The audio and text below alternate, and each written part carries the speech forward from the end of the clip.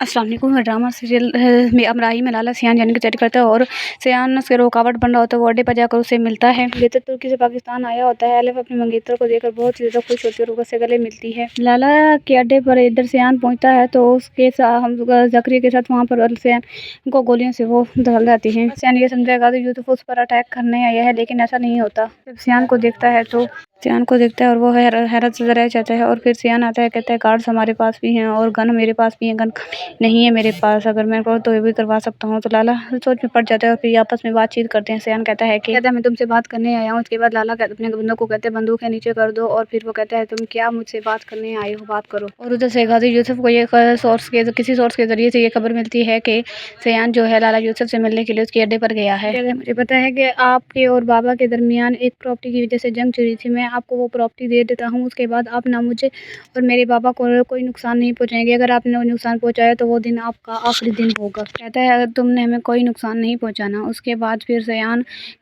سیان یہ بات کرتا ہے تو اس کے بعد سننے کے بعد لالا کہتا ہے کہ ٹھیک ہے، اگر تم مجھے پراپرٹی واپس کرتے ہوگے تو میں کسی قسم کا تمہارے باپ کو نقصان نہیں پہنچاؤں گا۔ تمہارے باپ نے وہ مجھ سے پراپرٹی چھینی تھی جس کی وجہ سے میری بہن نے خودکشی کی تھی، اور یہ ڈیل ان دونوں کی پکی ہو جاتی ہے۔ پھر ہو جاتا ہے اور سیان یہ سب کچھ صرف اور صرف الف کے لیے کر رہا ہوتا ہے۔ وہ الف سے بے انتہا محبت کرتا ہوتا ہے۔ اور دوسری طرف آپ دیکھیں گے کہ یوسف غازی کو جب یہ پتہ چلتا ہے، سیان کو غازی یوسف دیکھتا ہے اپنے سامنے اور کھڑا پاتا ہے تو پھر بہت غصہ کرتا ہے کہ سیان تم مجھے بنا بتائے لالا کے جو ہے اس کے اڈے پر جا پہنچ، اگر وہ تمہیں کوئی نقصان پہنچاتا تو پھر کیا ہوتا تمہیں پتا ہے، بڑوں کے فیصلہ میں نہیں پڑتے۔ کہتا ہے بابا آپ ریلیکس ہو جائیں، آپ ٹینشن نہیں کریں، اب میں بڑا ہو گیا ہوں، میں چھوٹا بچہ نہیں ہوں، اب میں جانتا ہوں آپ کی اور اپنے معاملات کو کس طرح ہینڈل کرنا ہے، آپ پریشان نہ ہوں۔ بابا کو کہتا ہے آپ ٹینشن نہیں لیں، کچھ بھی نہیں ہوگا۔ اور تھوڑی دیر بعد سیان کو جو ہے کال آتی ہے الف کی۔ الف کہتی ہے کہ میں تمہیں لوکیشن بھیج رہی ہوں، اس جگہ پر آؤ، تمہارے لیے بہت بڑا سرپرائز۔ وہ کہتا ہے ٹھیک ہے۔ وہ خوش ہو جاتا ہے اور وہ یہ سمجھتا ہے کہ شاید الف مجھے پسند کرتی ہے اور وہ مجھے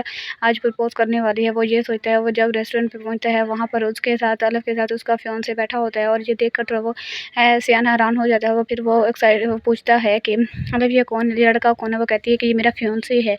یہ سن کر سیان جو ہے تھوڑا حیرت زدہ ہو جاتا ہے اور پھر وہ کسی لڑکے کو اس کے ساتھ برداشت نہیں کر سکتا، اور پھر وہ کہتی ہے کہ یہ لڑکی محنت ہے، اس کا بہت بڑی وہاں پہ کمپنی ہے، یہ میرا فیانسے ہے۔ اور یہ باتیں سن کر وہاں پہ اس کا موڈ بھی ٹھیک نہیں ہوتا، اور پھر وہاں پہ یہ کوئی ریسٹورینٹ میں بیٹھتے ہیں۔